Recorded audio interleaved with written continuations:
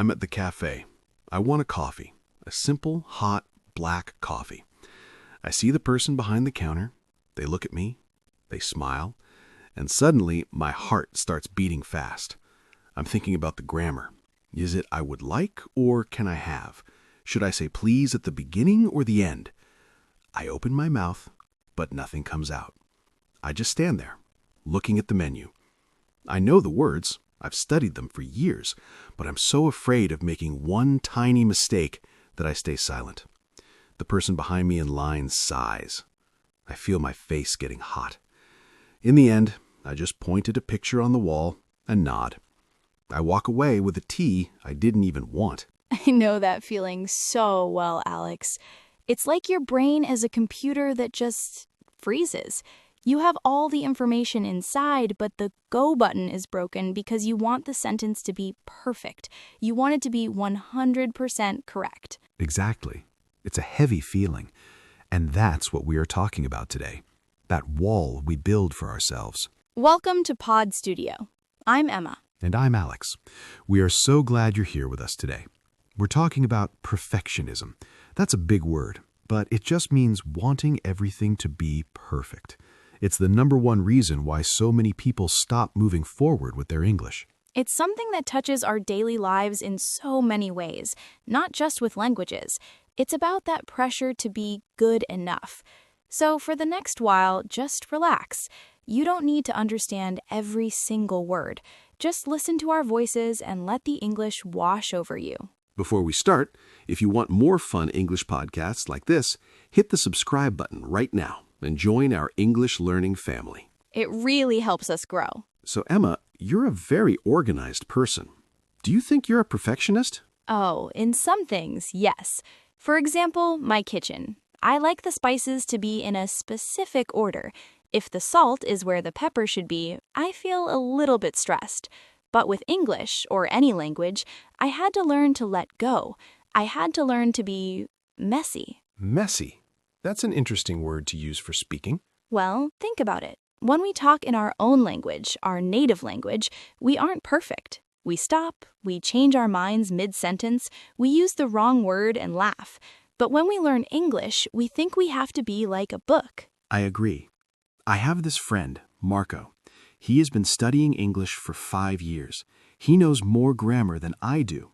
If you give him a test, he gets a 100 every time.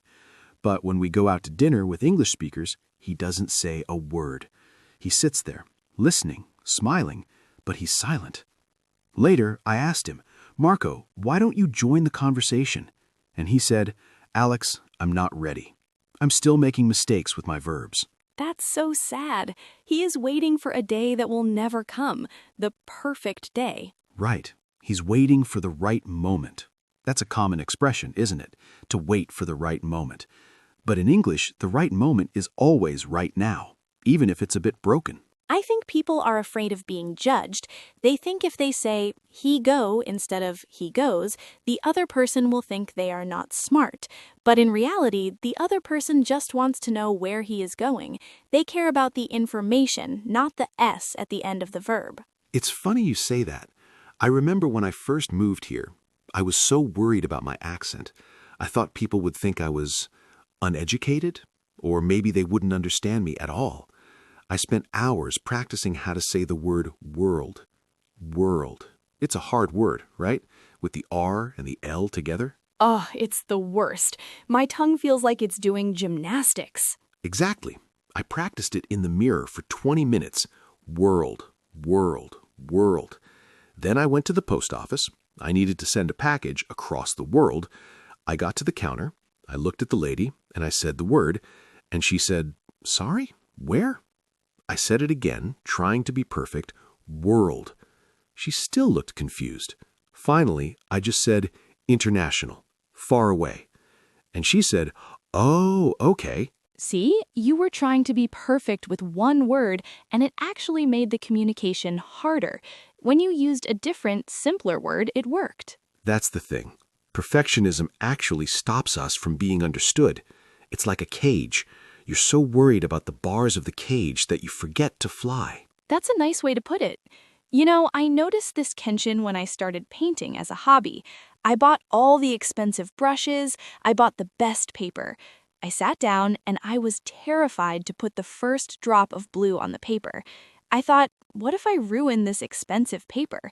I sat there for an hour just looking at a white page. That sounds exactly like someone opening a blank notebook to study English. It is. I was paralyzed. That means I couldn't move. I was stuck. In other words, my fear of making a mistake was bigger than my desire to paint. I had to tell myself, Emma, this is allowed to be ugly. This first page is allowed to be a mess. Allowed to be. That's a strong phrase. We don't give ourselves permission to be beginners anymore, do we? We want to be experts immediately. We do. Especially as adults. We have jobs, we have families, we are serious people. We don't like feeling like a child who can't find the right words. It's a blow to our ego. Ego. That's another good one. It's our pride. We want to look good. But learning a language is a very humbling experience. It makes you feel small sometimes. It does. But there is a secret beauty in that smallness. When you make a mistake and someone helps you, or you both laugh about it, you actually connect with that person more. I have a story about that.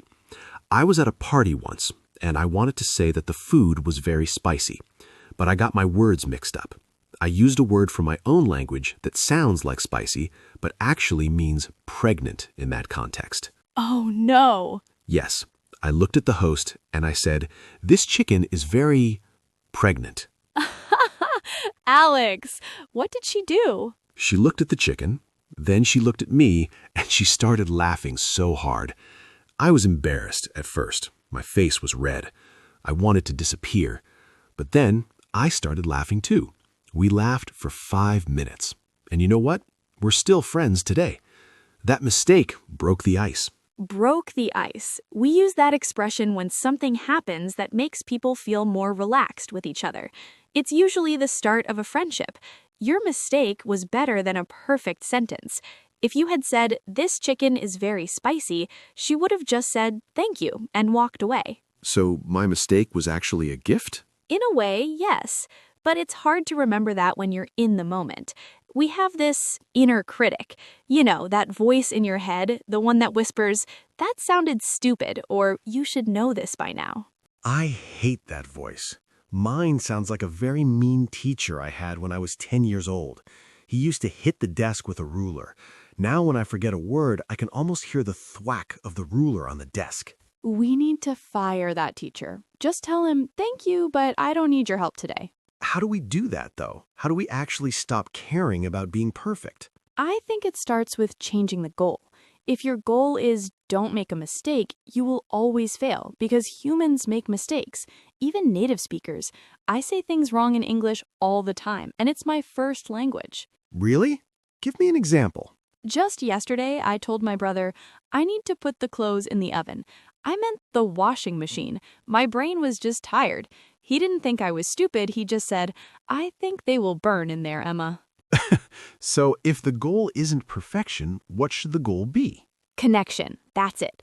Did the other person understand you? Did you get the coffee you wanted? Did you make a friend laugh? If the answer is yes, then you are successful. The grammar is just the tool, not the result. I like that. It's like a hammer. If I use a hammer to build a house and the house is strong and warm, it doesn't matter if I hit my thumb once or twice while I was building it. The house is what matters. Exactly. But I see so many students who spend all their time cleaning the hammer. They polish it, they look at it, but they never hit a single nail because they're afraid the hammer might get a scratch. That's a perfect metaphor. I see people buying book after book, downloading app after app. They are preparing to speak, but they never actually open their mouths to a real person. It's a trap. We feel like we are doing something because we are studying, but we are actually just hiding. I used to hide behind my phone. If I was in a situation where I might have to speak English, like at a bus stop, I would pull out my phone and look very busy. I didn't want anyone to talk to me. I was terrified of a spontaneous conversation. Spontaneous. That means something that happens naturally, without a plan, like a surprise. Yes, I needed a script. I wanted to know exactly what the other person would say so I could prepare my perfect answer. But life doesn't have a script. No, it doesn't. And that's the scary part. but it's also the fun part. When you have a spontaneous conversation, you are truly alive in the language. You are not just repeating a book, you are being you. But what about the people who say, but Alex, if I don't care about mistakes, I will never improve. I will just keep saying things wrong forever. I hear that a lot, but it's not true. Think about a baby learning to walk. Does the baby fall down and think, well, I guess I'm a person who falls down forever? No, they fall, they learn where the floor is, and they try again. Their body learns. Your brain is the same. It learns from the falling. So by making the mistake, I'm actually teaching my brain how to do it right the next time. Yes, but only if you keep going. If you fall down and never get up again because you're embarrassed, then you don't learn.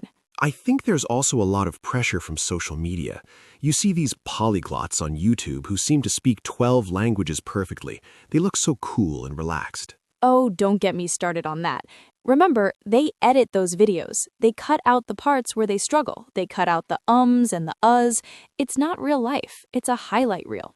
A highlight reel. That means we only see the best parts, like a movie trailer. Exactly. Nobody posts a video of themselves crying because they couldn't understand the guy at the deli. But that happens to everyone. Even the best language learners have days where they feel like they know nothing. That makes me feel a lot better, actually. Even you have those days? Of course, some days my brain is just full. I call it brain fog. It's like a cloud inside my head. On those days, I can't find simple words, and I've learned to be okay with it. I just say, sorry, my brain is a bit tired today. Can you say that again? I think people appreciate that honesty. It makes you more human. It really does. People want to connect with a person, not a textbook. If you're perfect, you're actually a bit boring. There's no texture to the conversation. Texture, like a piece of wood that isn't perfectly smooth. Yes, the little bumps and lines make it interesting. Your accent, your strange way of describing something because you forgot the word, your little mistakes, those are the things that make you, you in English. I remember once I forgot the word for vacuum cleaner. I was trying to tell my neighbor that I borrowed hers. I couldn't remember the word for the life of me. So I said, the machine that eats the dust. That's actually a great description. She knew exactly what I meant. She laughed and said, the vacuum? And I said, yes, the dust eater. Now, every time we see each other, we call it the dust eater. It's our little inside joke. See, if you had waited until you remembered the word vacuum, you wouldn't have had that moment. You found a way around the problem. In English, we call that circumlocution, but that's a big boring word. Let's just call it talking around the word. Talking around it. I do that a lot. It's a very useful skill. It's the most useful skill. If you can talk around words you don't know, you can talk about anything. You don't need a huge vocabulary, you just need a bit of creativity and the courage to be wrong. Courage. It really does take courage, doesn't it? To walk into a shop or a meeting and know that you might sound broken. It's a small kind of bravery. Every time you speak, you are being brave. I think learners should be proud of that. Instead of thinking, I made 5 mistakes today, they should think, I was brave 5 times today. I love that. I was brave 5 times today. That changes everything. It turns a negative thing into a positive one. It's all about how we talk to ourselves. If we're kind to ourselves, the language comes more easily. When you're stressed, your throat gets tight, your brain shuts down. But when you're relaxed and you don't care about being perfect, the words just flow. Flow. Like a river. Exactly. It might be a messy river, it might have some sticks and leaves in it, but it's moving, and moving is the most important thing. I've noticed that when I drink a glass of wine, my English gets better. Or at least I think it gets better. Why is that? Well, we don't suggest drinking to learn English, but the reason is simple. The wine makes your inner critic go to sleep. You stop caring about the grammar, you stop worrying about your accent, you just talk. So the English was always there, I just had to get out of its way. Exactly. You are your own biggest obstacle. An obstacle is something that blocks your path, like a big rock in the middle of the road. And that rock is made of perfectionism. Yes, and the only way to move the rock is to realize that it's actually not real. It's something we built in our own minds. The people we're talking to, they usually don't see the rock. They just see a person trying to communicate. You know, I've been thinking about the word yet. Our topic today is the number one reason you are not speaking English yet. That word yet is very important. It is. It means it hasn't happened now, but it will happen in the future. It's a word of hope. Right. You are not failing, you are just in the middle of the process. You are on the way. I think many people feel like they're standing on one side of a canyon. On their side, it's their native language. On the other side, it's perfect English. And they're trying to jump across in one big leap. And that's impossible. It's too far. It's much too far. You have to go down into the canyon, walk through the bushes, cross the little river, and climb up the other side. It's a long walk. You will get dirty, you might get a little lost, but that's the only way to get to the other side. And while you're walking in the canyon, you're seeing things, you're learning, you're experiencing the language. If you just jumped over it, you actually wouldn't know anything. That's a great point. The messy part is where the real learning happens. When you struggle to find a word and you finally find it, or a friend tells it to you, you will never forget that word. It has a story now. Like my dust eater. I will never forget the word vacuum now because of that story. Exactly. Perfection has no stories. Perfection is a clean white room with nothing in it. It's boring. So, how can our listeners start practicing this today, like right now? I think the first step is to lower the bar. Lower the bar. That means to make your goals smaller or easier, right? Like in high jump, if the bar is too high, you move it down so you can jump over it. Yes. Instead of saying, I want to have a deep conversation about politics today, just say, I want to say hello and have a nice day to the person at the grocery store. That feels much more doable. Doable. I like that word. It means it's possible to do. And once you do that small thing, you feel a little bit of success. That success gives you energy for the next thing. It's like a snowball. It starts small, but it grows as it rolls down the hill. But if you try to make a giant snowball immediately, it just falls apart in your hands. You have to start with the little one. I also find it helpful to talk to myself. When I'm alone, I don't feel judged. I can make all the mistakes I want. I describe what I'm doing. Now I'm making tea. The water is boiling. Where is the sugar? Ah, there it is. I do that too. It sounds a bit crazy if someone sees you, but it's so helpful. It builds the muscle memory for the words. Your mouth gets used to the shapes of the English sounds. And there's no pressure. If I say the water are boiling, nobody's there to correct me. I can just notice it myself and say, oh, wait, the water is boiling. Okay. That's a very healthy way to learn. You are being your own teacher, but a kind teacher, not the one with the ruler. Definitely not the ruler guy. You know, Emma, I was thinking about the tension we feel between wanting to be quiet and safe and wanting to be heard. That's a big tension. Silence is safe. If you don't speak, you can't be wrong. But if you don't speak, you are also invisible. Invisible, like a ghost. Yes, I think many language learners feel like ghosts. They have so much personality, so many jokes, so much wisdom in their own language, but in English, they are quiet. They feel like they are disappearing. That's a very painful feeling. I've felt that at parties. I'm a funny guy in my own language. I have good stories. But in English, I just sit there and nod. I feel like a shadow of myself. A shadow of yourself. That's a beautiful, sad way to say it. But the only way to bring the real you into the English world is to be willing to be imperfect you first. You have to go through the shadow phase to get to the light. It's like a bridge. You have to cross the bridge of mistakes to get to the land of personality. We are very poetic today, Alex, but it's true. The people who love you and want to talk to you, they don't care about your grammar. They want you. They want your stories. They want to know what you think. I had a realization the other day. I was talking to a guy who moved here from Italy. His English was, well, it was quite broken. He used he for she, and he didn't use any past tense. But he was so excited. He was telling me about his garden and his tomatoes. He was using his hands. He was smiling. He was showing me pictures. And did you think he was stupid? Not at all. I thought he was wonderful. I didn't even notice the grammar after a minute. I just wanted to know about his tomatoes. I felt his energy. See, you were the listener in that situation. And as a listener, you were kind. You were interested. Most people are like you, Alex. Most people are not waiting for you to fail. They are waiting for you to succeed. They are pulling for you. Pulling for you. That means they are on my side? They are supporting me? Yes, when you see someone struggling a little bit to speak, you don't think, ha, they said wented instead of went. You think, I hope they find the word they're looking for. You want to help. So we are afraid of a monster that doesn't really exist. We think the world is full of critics, but it's actually full of people who just want to talk. Exactly. There are a few mean people, sure, but why do we let those few people stop us from talking to the thousands of nice people? It's that perfectionism again. It makes us focus on the one negative thing instead of the 99 positive things. It's a trick our brain plays on us. It thinks it's protecting us from danger, but speaking a language isn't a danger. It's an adventure. An adventure.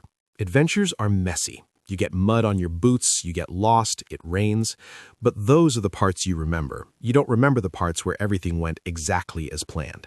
So, to our listeners out there, if you feel stuck, if you feel like you've been studying for years but you're still not speaking, just know that it's okay. You aren't doing anything wrong. You're probably just being too hard on yourself. Give yourself a break. That's an expression we use a lot. Give yourself a break. It means stop being so strict with yourself. Relax a little.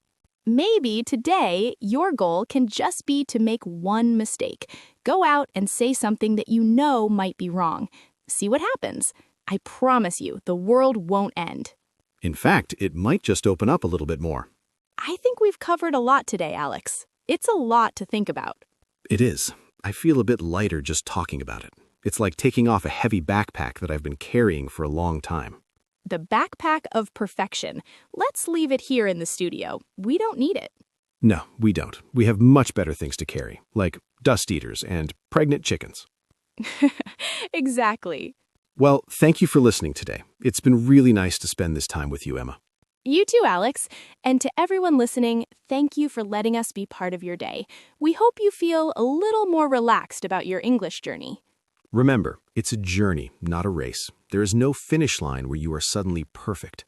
There is only today and the words you choose to say. We'll be back soon with another conversation. Until then, take care of yourself. And keep speaking. Messy, broken, wonderful English. See you next time at Pod Studio. Goodbye for now.